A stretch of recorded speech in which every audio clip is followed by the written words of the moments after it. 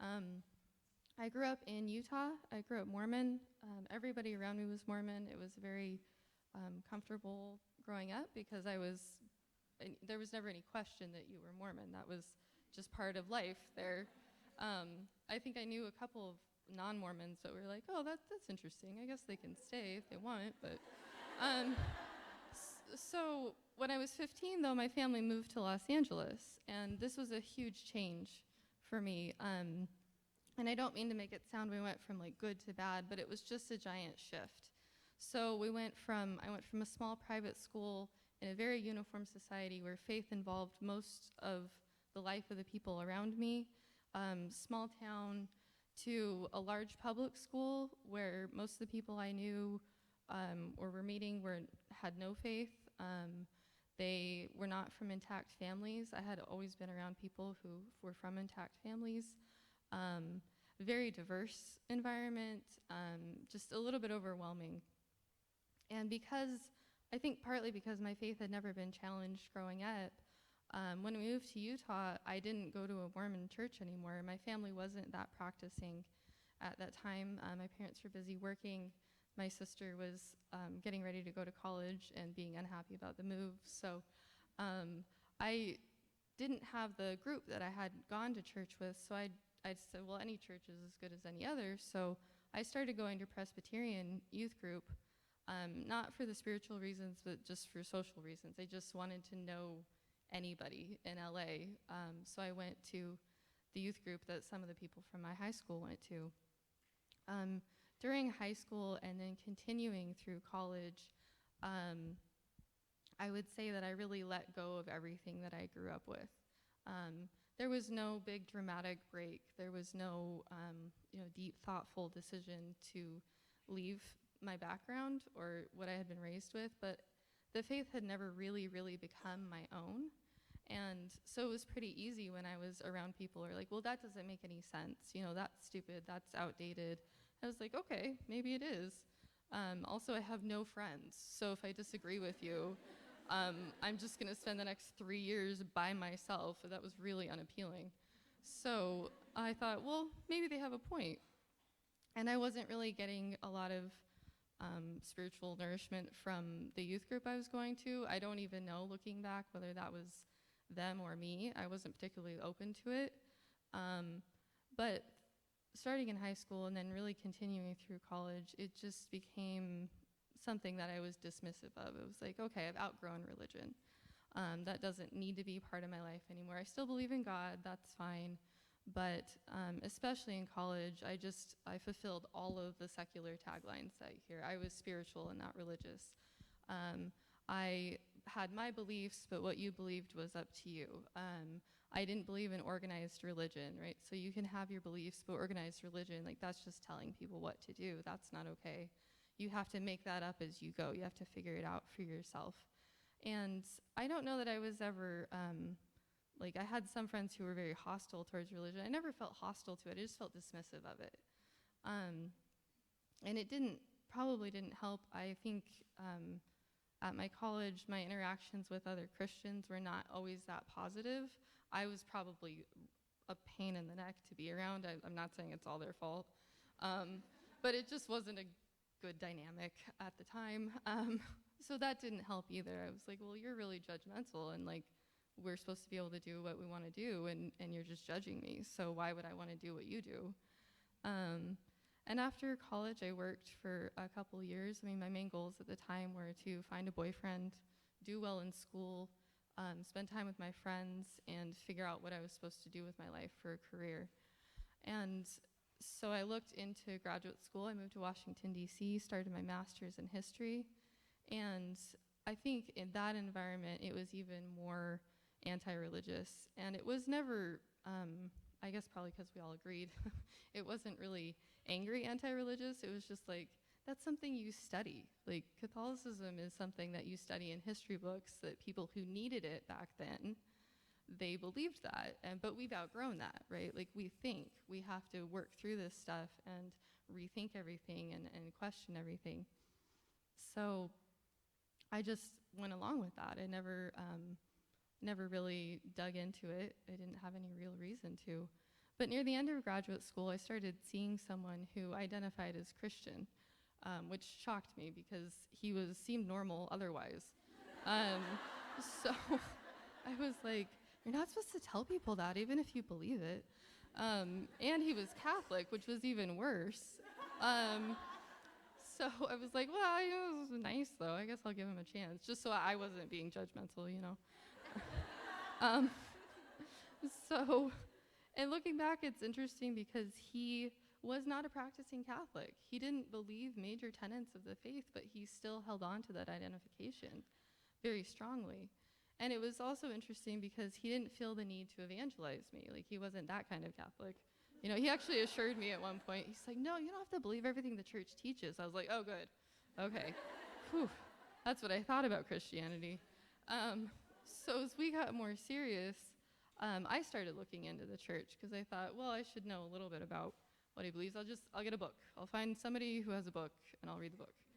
And so I emailed somebody at a parish I had been to with him at one point, and I avoided the RCIA people because I wasn't going to be Catholic ever, and I didn't want to offend them, so I was like, oh, I'll email the person in charge of adult faith formation. Well, that person ended up being a Dominican friar from the House of Studies. So, yeah. If I ever write an autobiography, the working title is just going to be like, I asked a Dominican for a book, and here we are.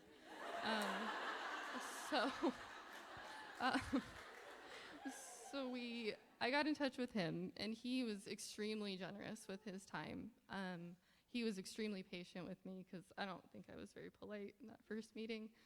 But I just wanted a book from him.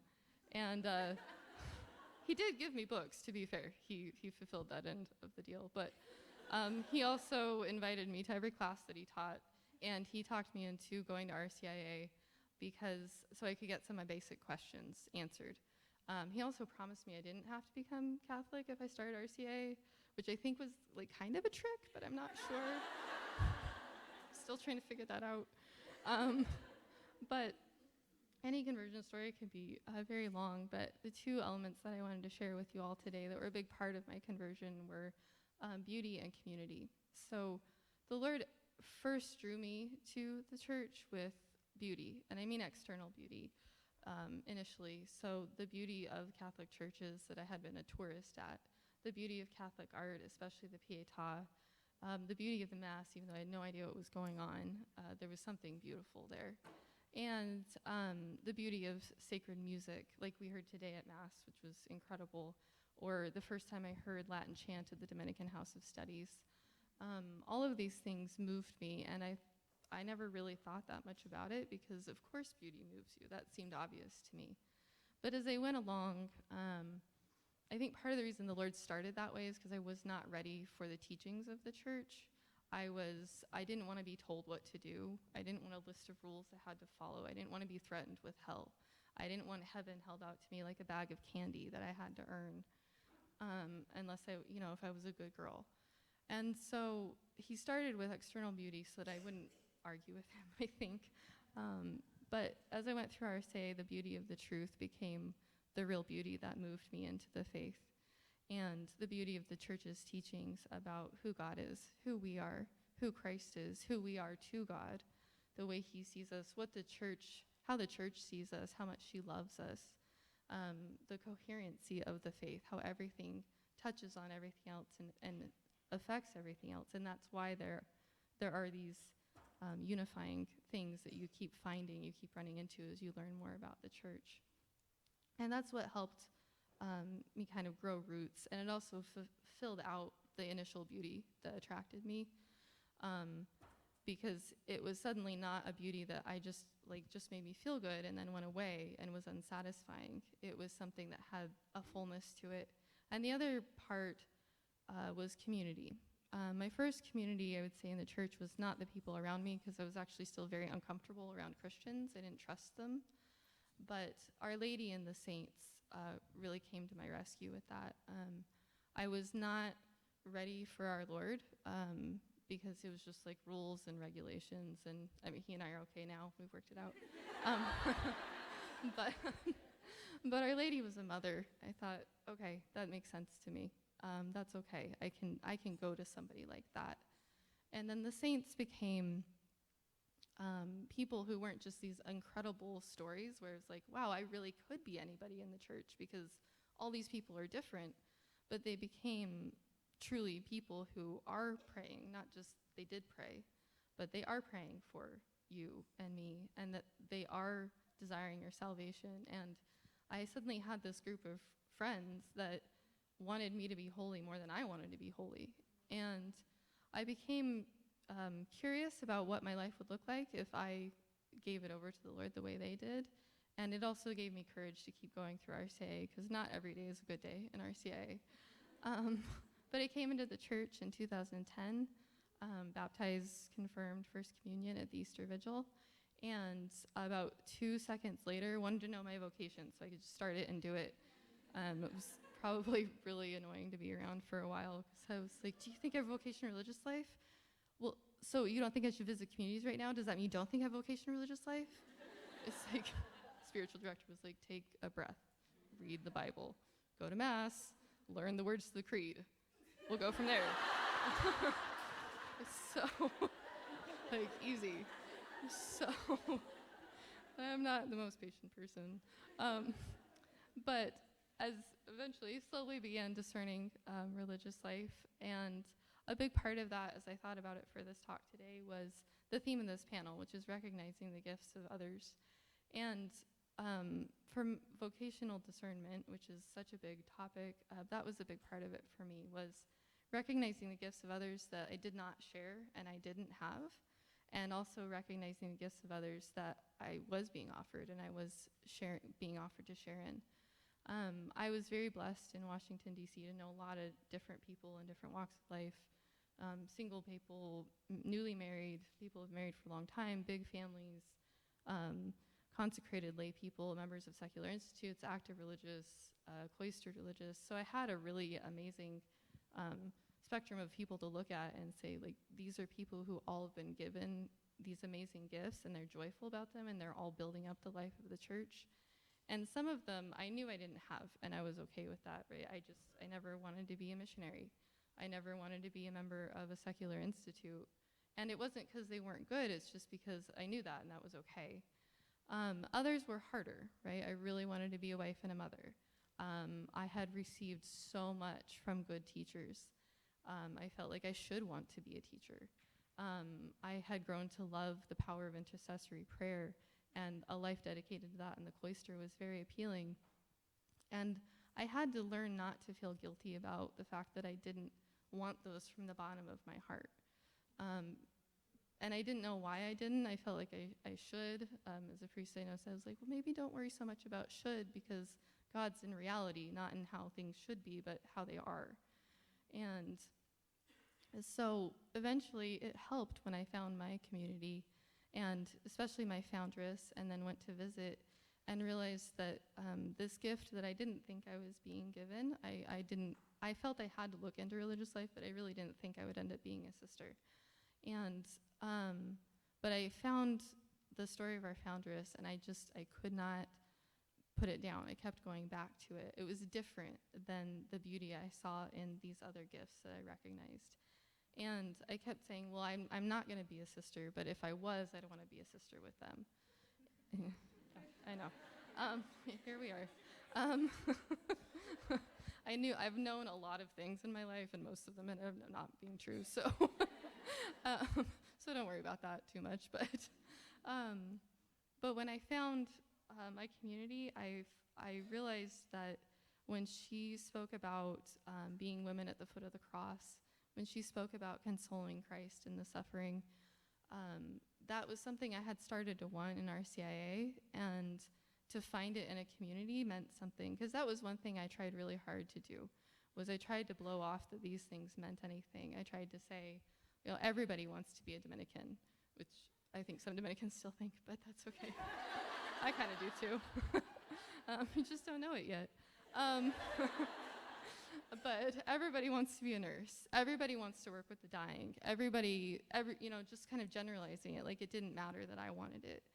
But it did matter. And part of the way I learned that and learned to receive the gift and accept that I was being given this gift of being a Dominican sister of Hawthorne and of being somebody who worked exclusively with the dying, was by going and doing it, taking those active steps. Yes, prayer. Yes, spiritual direction. Yes, all of the things you do to lead up to. But then I had to visit. I had to apply. I had to enter. I had to make each of those choices. I had to go through formation. I had to stay through formation. Because once again, like RCA, not every day is a good day. But then you keep going forward, and you realize more and more, like, I can live this life, and the fact that I can means something. That matters. It's not nothing. That I want this, and I can do it. And I kept catching myself making deals with myself, like, all right, I'm out of here after this patient dies. I'm going to stay until because she would just be really mad at me, which is true. They get really mad at you if they think that you're, like, not around for a day.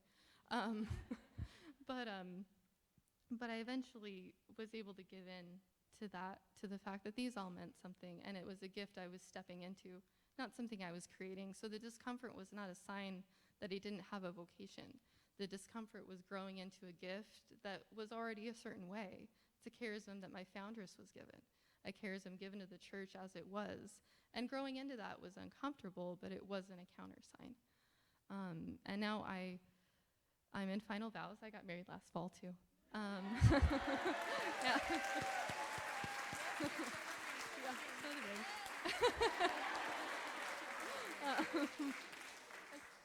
I. And while that's a culmination of those early years, it's also just the beginning of living that gift. It's just the beginning of being more settled, more grounded, and more able to receive what the Lord wants to give. Thank y'all. That was awesome.